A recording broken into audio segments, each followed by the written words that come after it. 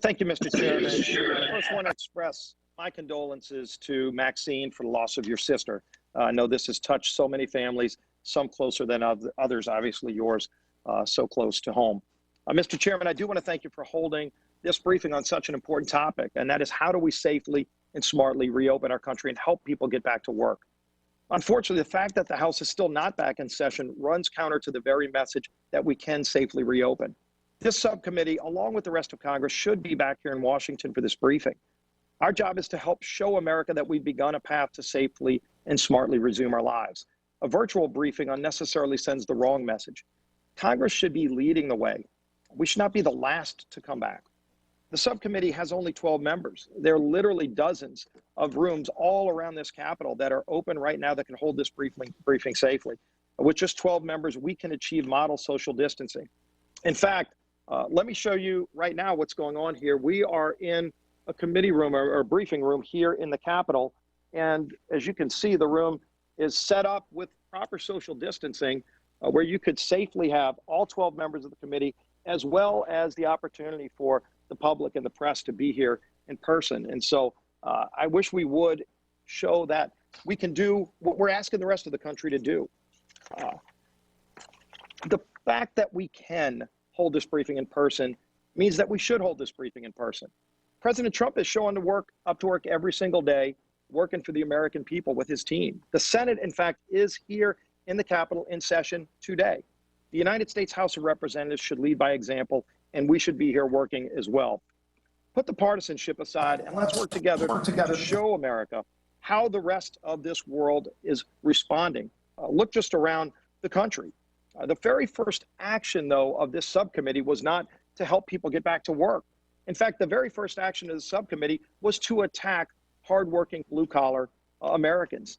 I know that the chairman and all the Democrats on the committee sent a letter out literally harassing companies from all across the country that did everything that they were told to do. They were told to keep your workers on payroll. The PPP was there to help those very companies. And in fact, every member of the committee that signed that letter harassing those companies voted for the bill.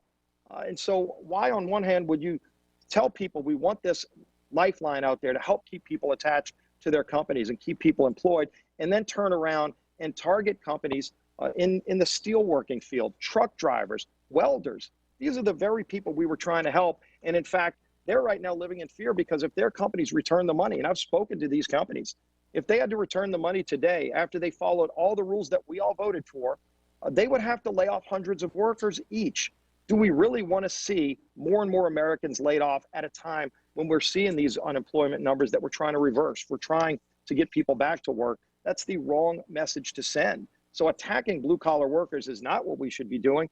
We should be helping workers in America get back to work. We really should be holding China accountable for what they did. And unfortunately, that is not happening. That's not what's going on with this committee. And that's a real concern, Mr. Chairman. But each state and local government is starting to reopen. 36 different states have already moved into phase one, proving that you can safely reopen and showing a template for the rest of us to follow. My home state of Louisiana moves into phase one on Friday.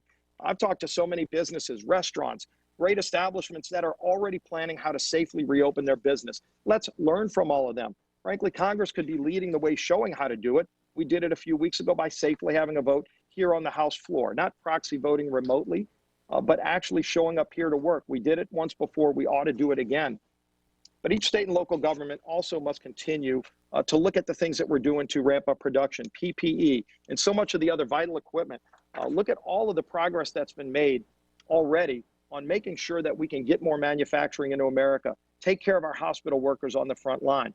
Clearly, we need to keep that progress going. This committee could help figure out ways to bring some of that work done in China back into the United States. I wish we would focus on that.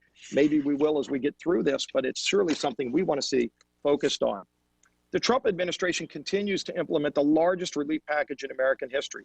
As of today, the PPE's made loans to more than 4 million companies totaling over $520 billion. That means billions of jobs that are saved, people that are not on the unemployment rolls today because of the work we did in a bipartisan way. Well, let's not taint that by trying to now start targeting those very same companies. Look, we don't live in fear as Americans. Let's recover. Let's work together to get this country back on track. And with that, Mr. Chairman, I yield.